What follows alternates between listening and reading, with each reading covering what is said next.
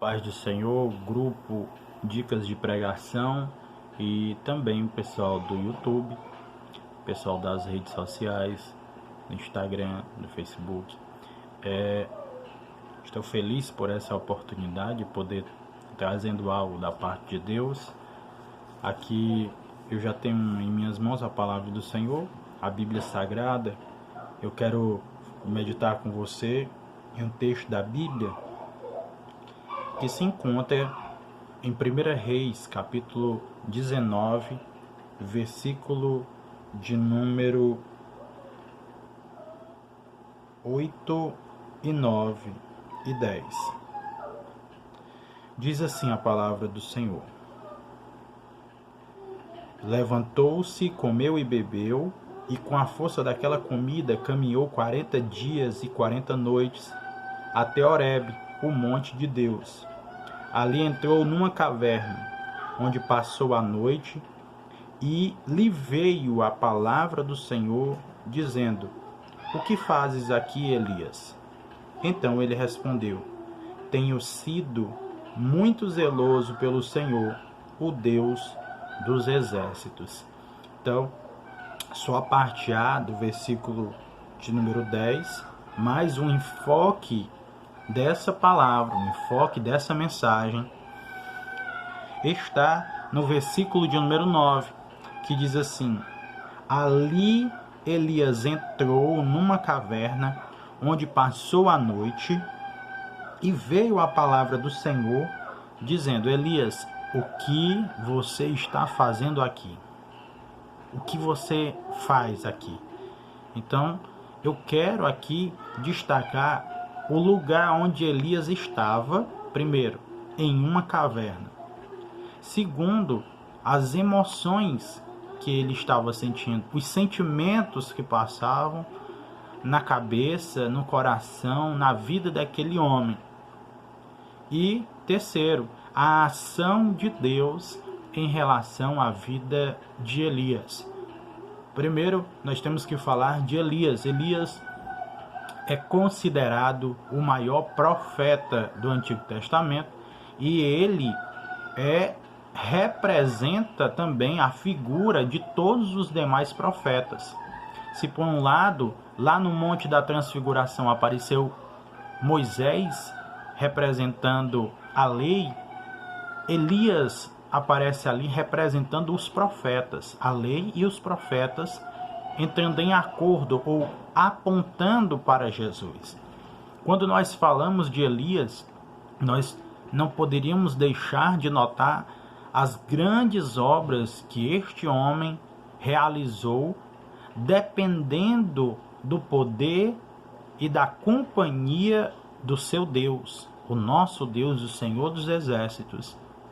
No capítulo de número 18, nós vamos ver aqui uma vitória gigantesca que Deus levanta o profeta Elias para contender em uma disputa para ver quem era o Deus que prevalecia, se era Baal ou se era o Senhor, de forma que a batalha foi vencida, porque Elias clama e o Deus do céu, o Deus dos hebreus, o Senhor, responde com fogo.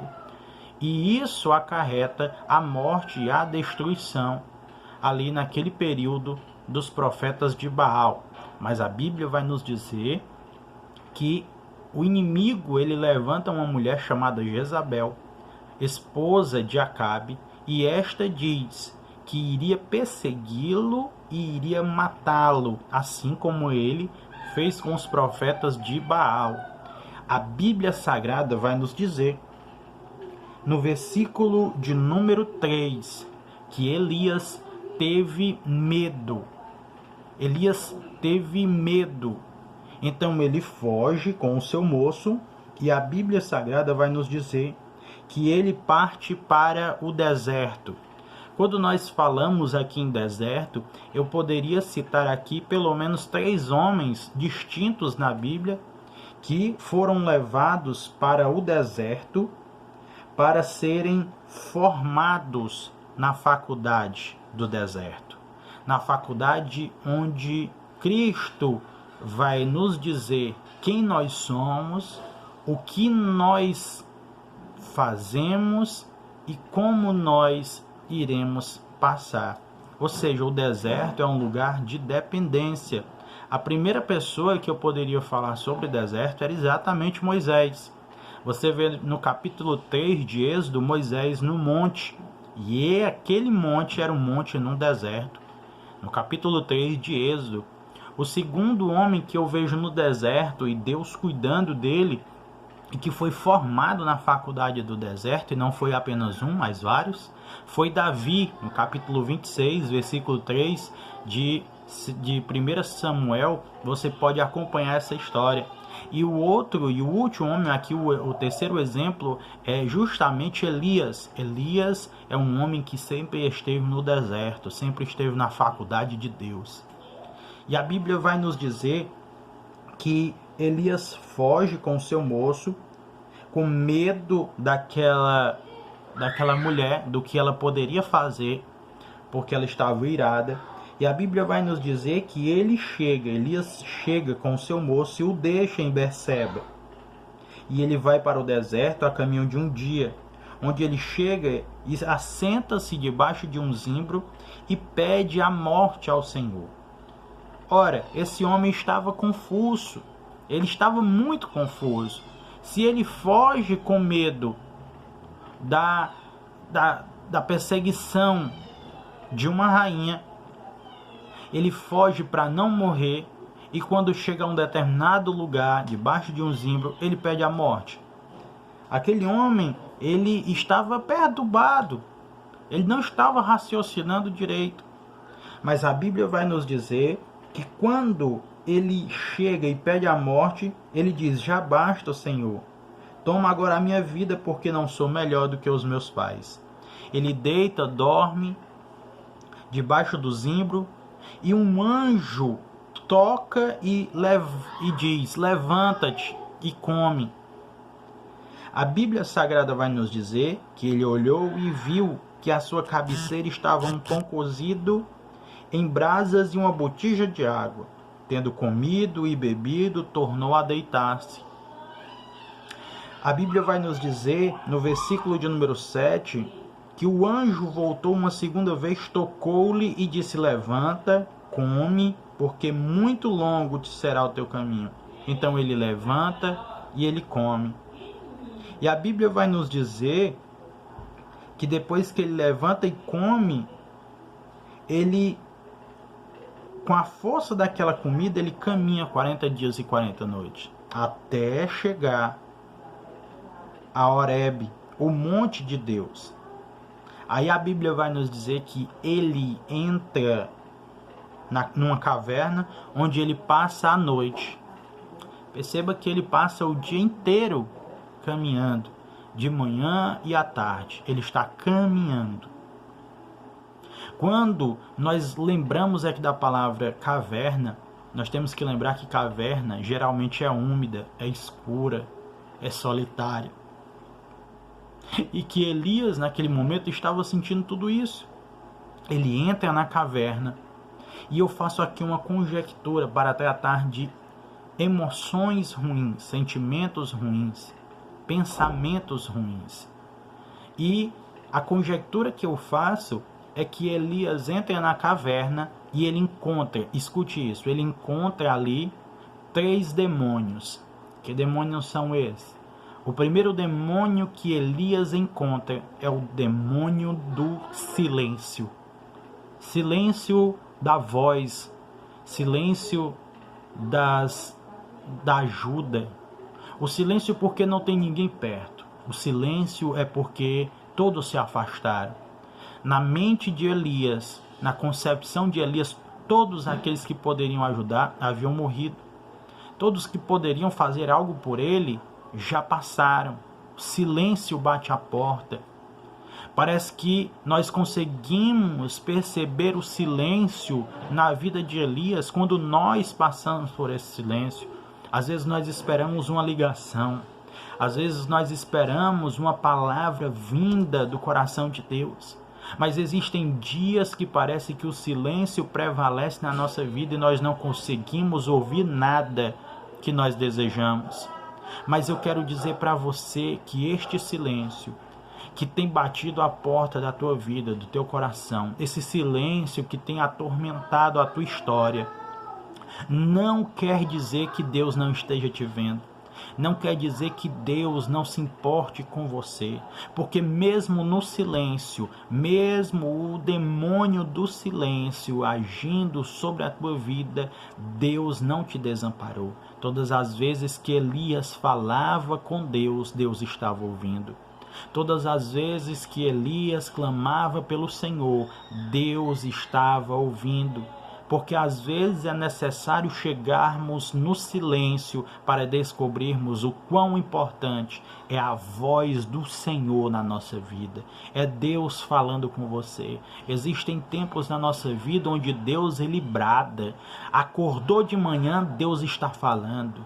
Ah, irmão Cleito, Deus ele fala comigo com muita facilidade. Eu sinto a presença de Deus e Deus fala ao meu ouvido, ao meu coração. Deus fala quando eu abro a Bíblia, mas existem sim dias onde o silêncio ele toma conta do ambiente. Existem dias onde nós encontramos e batemos de frente com esse demônio chamado silêncio, e que este acaba se tornando pedagógico para a nossa vida, para aprendermos que nós amamos e dependemos da voz do Senhor.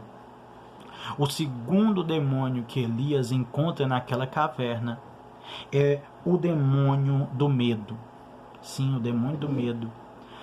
Ele estava com medo, não de uma mulher, mas do insulto. Mas ali era de uma palavra. Ele se sentiu acuado, ele se sentiu recuado, ele se sentiu oprimido. Existem cargas na vida de Elias que ele, como homem, não consegue resolver.